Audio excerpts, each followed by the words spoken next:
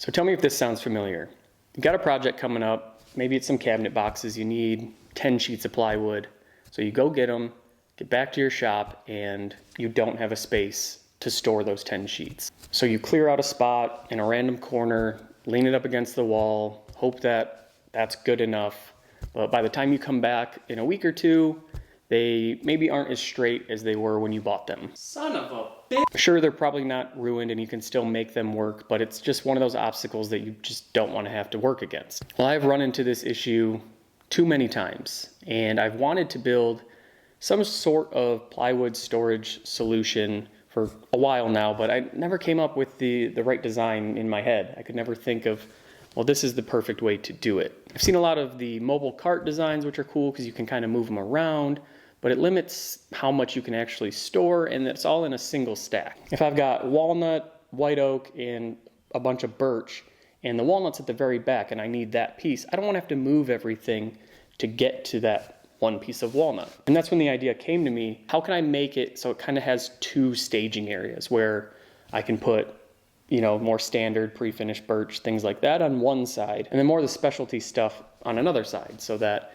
it's less to dig through and it gives me a lot more storage. And that's where the idea of the double-sided plywood rack came from. If you're wondering what the heck this is, it's essentially like an OSB sheet of plywood, but in a 2x4. They're called LSLs.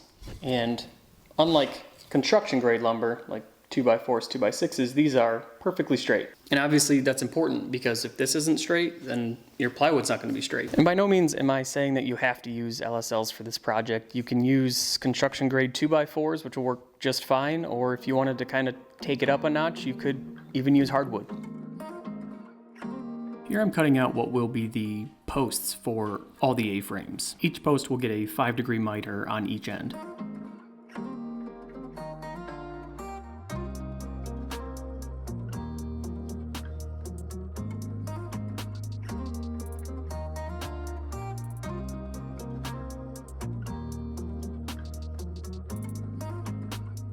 Once the posts are cut to length, I need to make an additional cut where the posts come together at the top.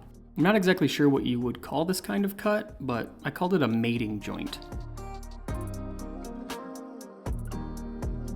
The goal here is to create a flat surface that when the posts come together at the top, they have a nice flush connection.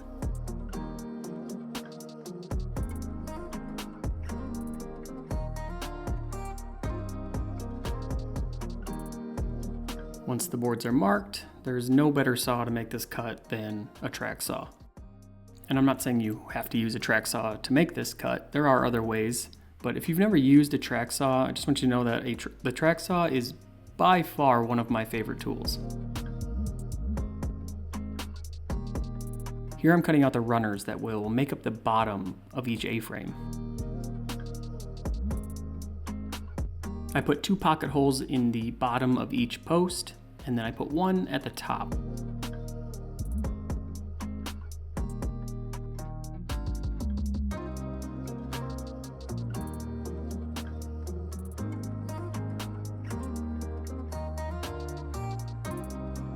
With the pocket holes done, now it's time to assemble the A-frames. I don't have footage of this, but at the top of each A-frame where those joints come together, I counterbored and sunk 2 4-inch lags.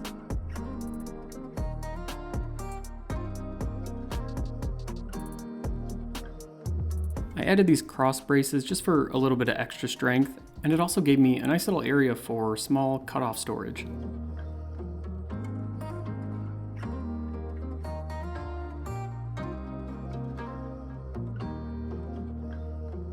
Installation of the plywood rack is pretty straightforward.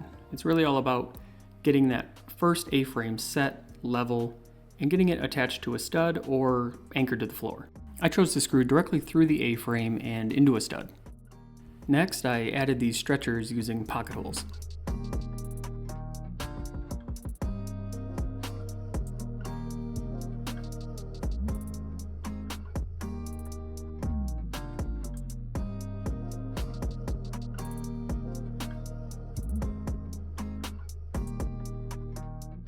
By installing only the center stretchers first, it holds the A-frame in place but still gives me the flexibility to get everything leveled out.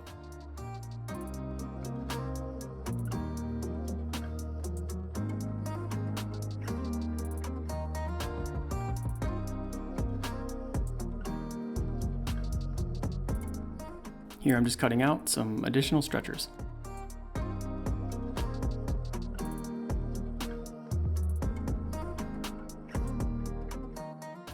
These stretchers get installed the same way, with pocket holes.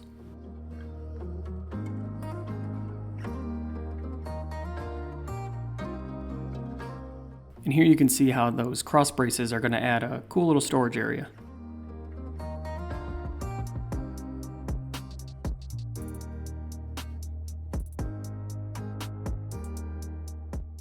For added strength, I work my way around, adding stretchers where needed.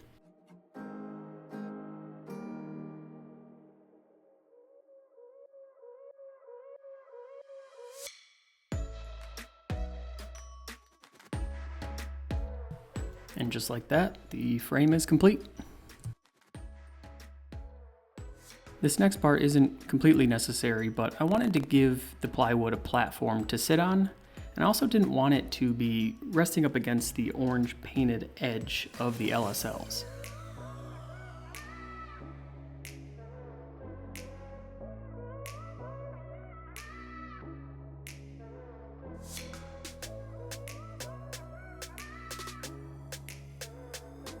I decided to use 3/8 MDF for the platform base, mainly because I had it laying around and was never going to use it for anything else, and it's easily replaceable.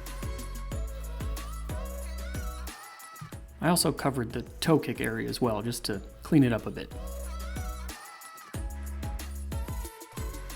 To keep the plywood off of the orange painted edge, I went with kind of a slat design. Like I said early on, I didn't want to use a ton of materials on this, so I didn't want to go out and buy a sheet to kind of put over the whole thing.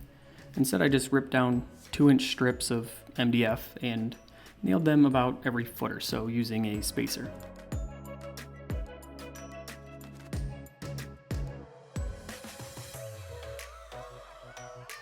Using a spacer helped this go really fast.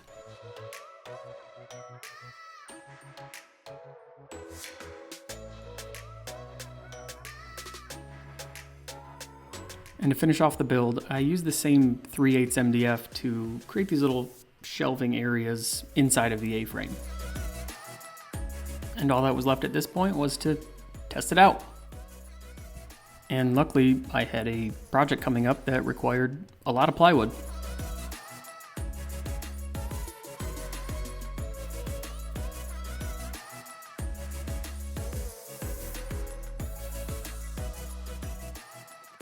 So if this is something you're interested in building for your own shop, I put together a pretty cool set of plans and I linked them down in the description below. So until next time, I'm Jordan and this is Everyday Builds.